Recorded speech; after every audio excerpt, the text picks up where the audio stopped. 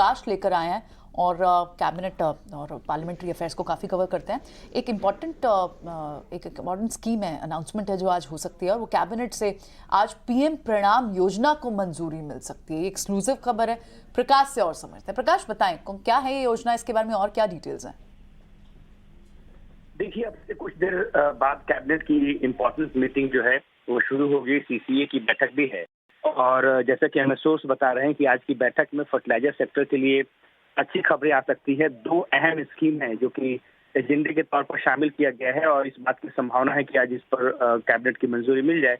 जो पहला स्कीम है जिसका जिक्र आप कर रही थी, पीएम प्रणाम स्कीम, इसकी घोषणा बजट में वित्त मंत्री ने की थी, जिसका मकसद ये है कि फर्टिलाइजर सेक्टर में जो केमिकल फर्टिलाइजर है उसके इस्तेमाल को कम किया जाए और जो ऑर्गेनिक फर्टिलाइजर है उसके इस्तेमाल को बढ़ावा दिया जाए। ये सरकार का मकसद है और उसी को ध्यान में रखते हुए पीएम प्रणाम स्कीम का जो खाका है वो तैयार किया गया है, जिसके हिसाब से जो भी राज्य जितना केमिकल फर्टिलाइजर की खपत जो है वो कम करेंगे और उससे जितनी सब्सिडी की बचत होगी उसका 50% अमाउंट जो है राज्यों को वापस कर दिया जाएगा, यानी कि राज्यों को इंसेंटिवाइज किया जाएगा। ये जो रकम है वो ग्रांट के तौर पे दिया जाएगा। तो जाहिर तौर पे इससे राज्यों के बीच में भी एक कंपटीशन की भावना आएगी और जितनी केमिकल फर्टिलाइजर की सब्सिडी की बचत करेंगे उसका 50% रकम उनको वापस मिलेगा, इससे उनको फायदा होने है।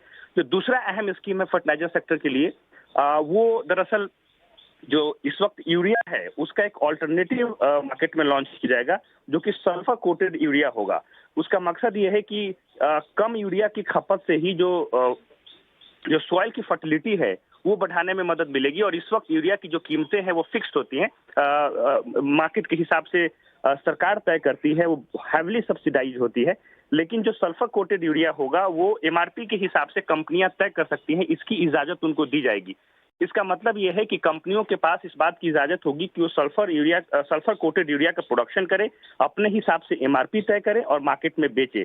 कीमतें उसकी ज्यादा होंगी लेकिन उसकी खपत कम होगी, क्योंकि सल्फर कोटेड होने की वजह से सॉइल की फर्टिलिटी बढ़ाने में मदद मिलेगी। और एग्जाम्पल के तौर पर मान लीजिएगा उस वक्त है नॉर्मल यूरिया की बोरी पर, तो जो सल्फर कोटेड यूरिया होगी उसकी कीमतें महज 245 रुपए के आसपास होगी, 45 केजी की अगर आप बात करें। तो कंपनियों के पास से भी अच्छा है, लेकिन अब ये देखने वाली बात होगी कि सरकार उस पर सब्सिडी देती है या नहीं। तो ये दो अहम एजेंडे हैं जो कि कैबिनेट की बैठक में शामिल हो सकती हैं और इस पर आज मुहर लग सकती है।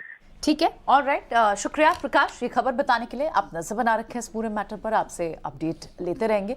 लेकिन इस खबर का असर कौन से केमिकल और फर्टिलाइजर स्पेस पे पड़ रहा है, कौन से फर्टिलाइजर स्टॉक्स रिएक्ट कर सकते हैं? आरसीएफ यहाँ 1% तक की मूव है, ऑर्गेनिक और इनऑर्गेनिक, ये थोड़ी सी जो एक सेग्रीगेशन इसमें ना बहुत क्लियर ट्रेड मत ढूंढिए आप, ये पॉलिसी खबर है। जो केमिकल फर्टिलाइजर है उसका जो उपयोग है देश में वो सरकार कम करना चाहती है, ऑर्गेनिक फर्टिलाइजर्स का उपयोग ज्यादा, तो और ओवरऑल सब्सिडी बर्डन का डायरेक्शन कम करना चाहती है। तो ये एक बड़ा पॉलिसी मेजर आ सकता है, बट इसका ठीक इस्तेमाल एग्जैक्ट ट्रेड मार्केट में है या नहीं, मुझे लगता है इसमें हमें थोड़ा इंतजार कर लेना चाहिए, उसके बाद हम फैसला ले पाएंगे।